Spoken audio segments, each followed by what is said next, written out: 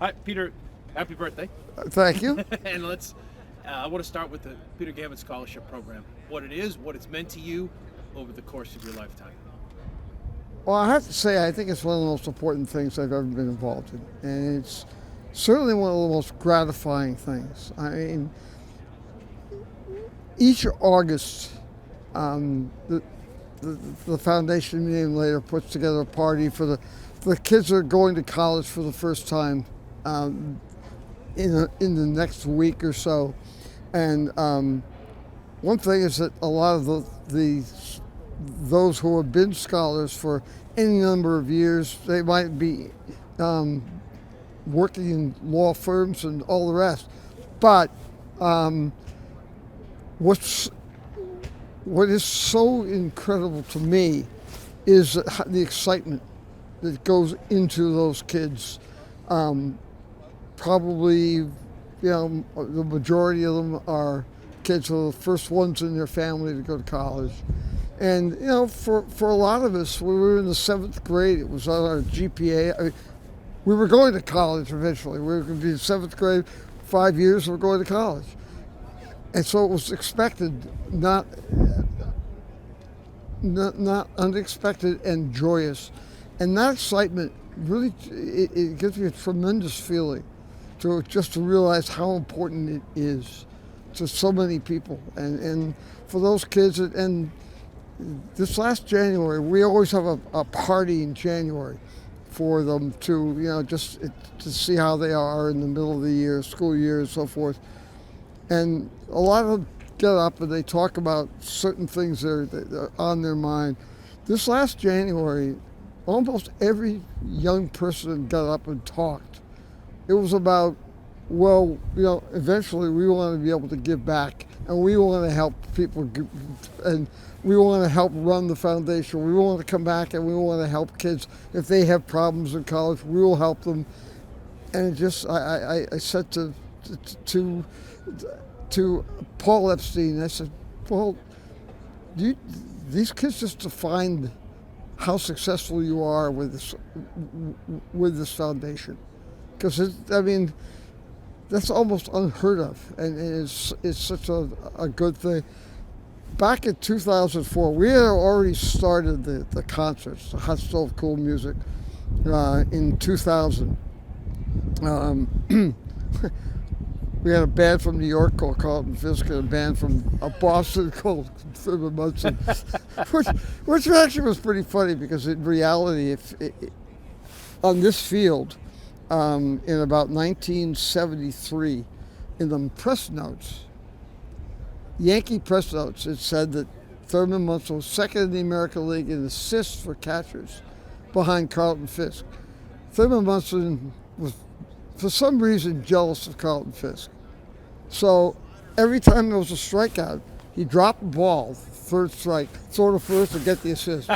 So I remember thinking the band Thurman Munson had a fight in the dressing room. So that was, but it was like, it was so funny to be starting up these concerts, and that was my life in a nutshell.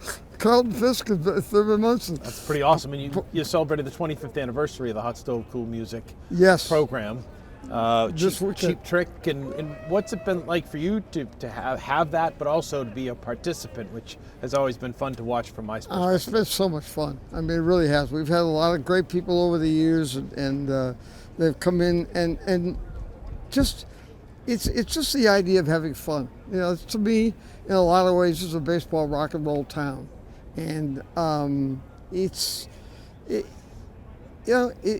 but at the same time, we're doing it for the right kind of cause. It's just tremendous that the foundation meeting later is so good. The nonprofits, and I didn't really understand it until I got involved. Theo and Paul got me involved with them in, I think, 2004.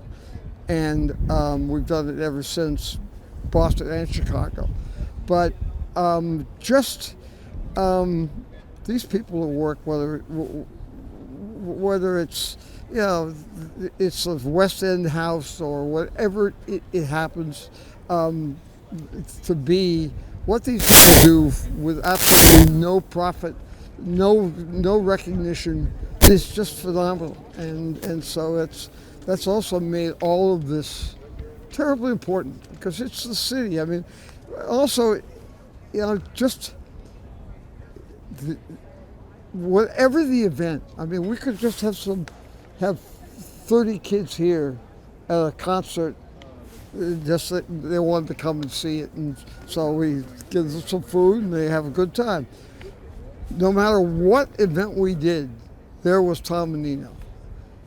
Put his arm around me and say, "Thank you for loving our city," and that reminder all the time that this is what has to be done. You can't ask government to be doing it. We need to do it ourselves, and I think that the satisfaction in that.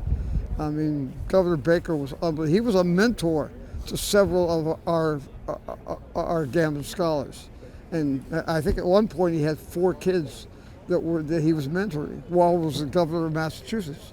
But that's who he is, and so it's really been a tremendous. It's been one of the really great things of my life. What year is this for you in baseball? 53. Do you remember your first game here? I remember my first game that I went as a kid, which was 1952. And I believe that Derek Trucks, who was his great nephew and the greatest guitar player who ever lived, pitched in that game for the Tigers. Ted Williams later told me he was the hardest throwing pitcher he ever met. But he played for Hot Stove Cool Music, I think, with Susan Tedeschi, I think 4 or 5 times. And I did get to play with him a couple times, and it was just, the first time we ever did it, Bill Janovitz leaned over to me and said, "Peter, this is not a copy. We're playing something very real, so be really nervous." All right, so let me rapid fire you here. Favorite player ever to cover here? Dustin Pedroia. Best player you've ever seen play here?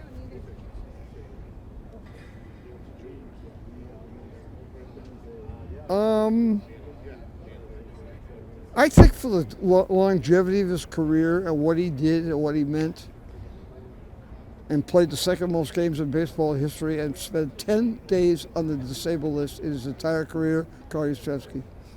Awesome. Favorite pitcher? Pedro Martinez, but I qualify that. Different time, different style, different meaning to the city, Louis Tiant.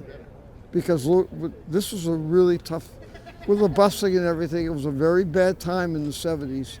And Tiant came here and everybody fell in love with him.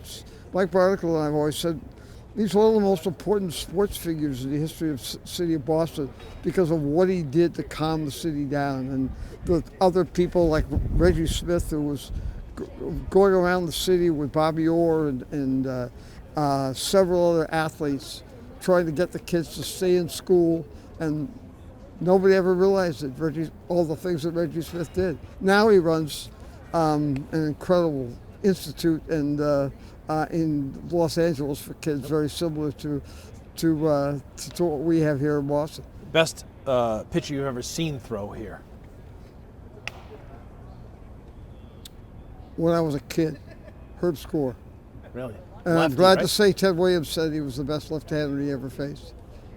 What was it like to watch Ted Williams swing a bat?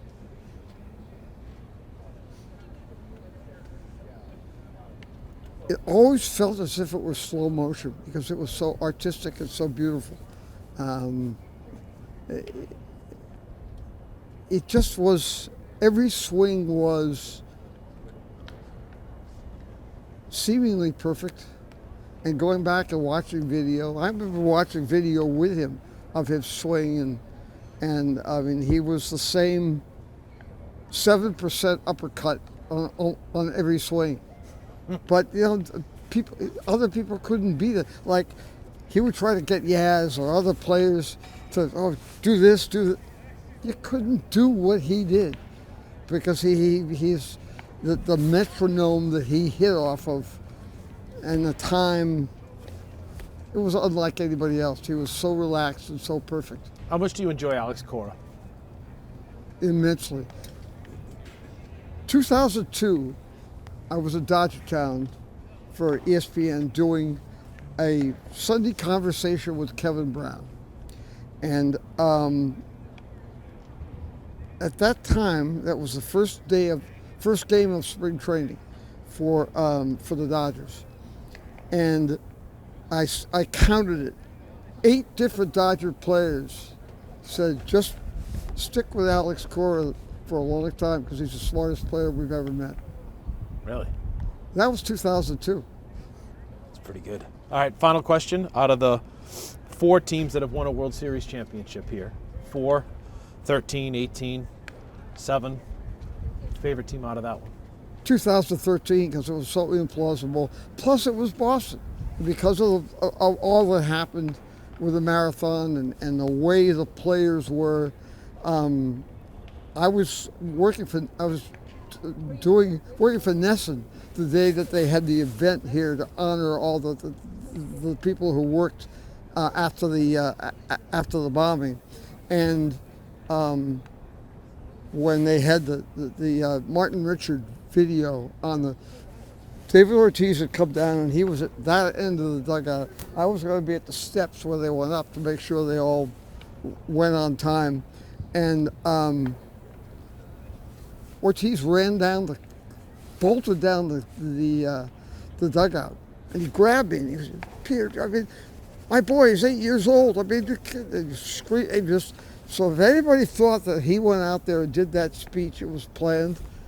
He was absolutely, Martin Richard so rattled David Ortiz, he had to go out there and do that. And I remember being asked on Morning Joe on Monday, well, what about the language? I said, he spoke for me and for everybody who ever grew up in New England. Thank you.